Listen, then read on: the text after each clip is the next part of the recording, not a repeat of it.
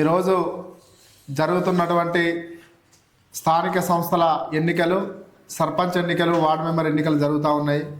దానిలో భాగంగా కాటారం గ్రామ పంచాయతీ నుంచి BCSC/ST జేఏసీ రాష్ట్ర కన్వీనర్ గౌరవ శ్రీ డాక్టర్ విశారద సార్ నాయకత్వంలో కాటారం గ్రామ పంచాయతీలో మా అభ్యర్థిగా BCSC/ST జేఏసీ మరియు అగ్రకుల పేదలు బలపరిచిన అభ్యర్థిగా ఖమ్మంపల్లి రమేష్ గారిని మేము ప్రతిపాదిస్తూ బలపరుస్తున్నాం.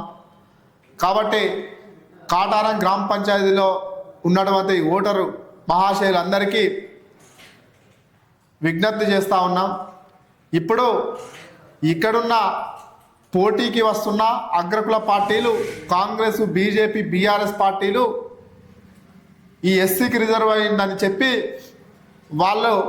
వాళ్ళు ఆడించే ఒక బొమ్మను తీసుకొని వచ్చి ఇవాళ పబ్లిసిటీ చేస్తూ ఉన్నారు.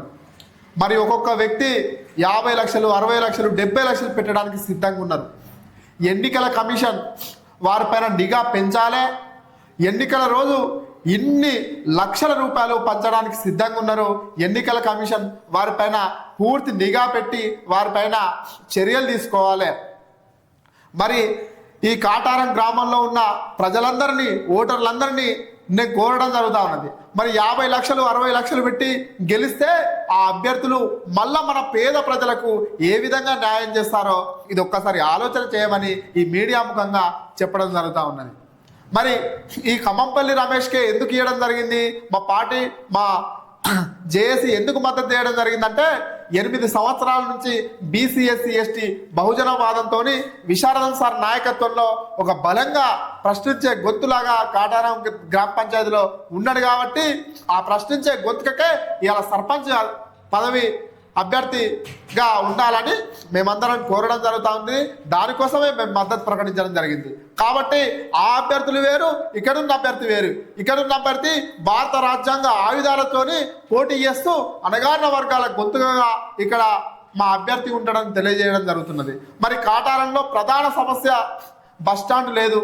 ఈ అన్ని పార్టీలు పాలించిన ఈ కాటారాన్ని ఒక్క బస్టాండ్ కూడా కట్టించడం లేదు. మరి అదేవిధంగా చాలా పెద్ద మీడియాలో వచ్చినాయి. అక్కడ విద్యా వ్యవస్థలో ITI కానీ, అక్కడ ఇంటర్ కాలేజీలలో కానీ కాటారంలో పరదాలు కట్టుకొని మహిళలు టాయిలెట్లు చేస్తున్న విధానం చాలా పెద్ద పెద్ద మీడియాలో రావడం జరిగింది. ఇదంతా సిగ్గుచేటు కాదా? మన ప్రజలందరికీ సిగ్గుచేటు కాదా? కాబట్టి ఈ పార్టీలే మళ్ళా మరి సర్పంచులుగా మాకు అవకాశం ఇవి అని మీ దగ్గరికి రావడం జరుగుతూ ఉన్నది. అదేవిధంగా ఇలా బీసీలను నట్టేట ముంచిన పార్టీ కాంగ్రెస్, బీజేపీ, బీఆర్ఎస్. ఒకడేమో బీసీలకు మేము న్యాయం చేస్తామని వట్టిదే డెడికేషన్ కోర్టులలో పరువు తీసుకున్నది కాంగ్రెస్ పార్టీ, దానికి మద్దతుగా ఇచ్చింది బీజేపీ పార్టీ. మేము ఎలాంటి ఈ రెండు పార్టీలు బీసీల గొంతుకొస్తుంటే ఎలాంటి ఆబ్జెక్షన్ చేయకుండా, ఎలాంటి చర్యలు లేకుండా, దీన్ని కట్టడించకుండా బీఆర్ఎస్ నామమాత్రంగా చూడడం జరిగింది. కానీ మొదటి నుంచి ఈ బీసీల వాదంతో జస్టిస్ ఈశ్వరయ్య కానీ, చిరంజీవి సార్ కానీ, అదేవిధంగా విశారద సార్ నాయకత్వంలో కామారెడ్డిలో సభ పెట్టి అనేక రూపాలలో బీసీల కోసం అండగా నిలిచింది. కాబట్టి మీరు ఏ వైపు ఉంటారో ఆలోచన చేయాలని ఈ కాటారం గ్రామ పంచాయతీ ప్రజలను, ఓటర్లను మేము కోరడం జరుగుతూ ఉన్నది మీడియా ద్వారా, మీ ద్వారా. అదేవిధంగా ఈ రమేష్ గారికి మొదటిగా మాకు ఉంగరం గుర్తు రావడం జరిగింది. ఖమ్మంపల్లి రమేష్ మొదటి ప్రాధాన్యతలో ఉంగరం గుర్తుంటుంది. కాబట్టి మీరందరూ ఈ ఉంగరం గుర్తుకు ఓటేసి అత్యధిక మెజార్టీతో గెలిపించగలరని మా యొక్క మనవి. చిట్యాల శ్రీనివాస్, BCSC/ST జేఏసీ నియోజకవర్గ ఇన్ఛార్జ్.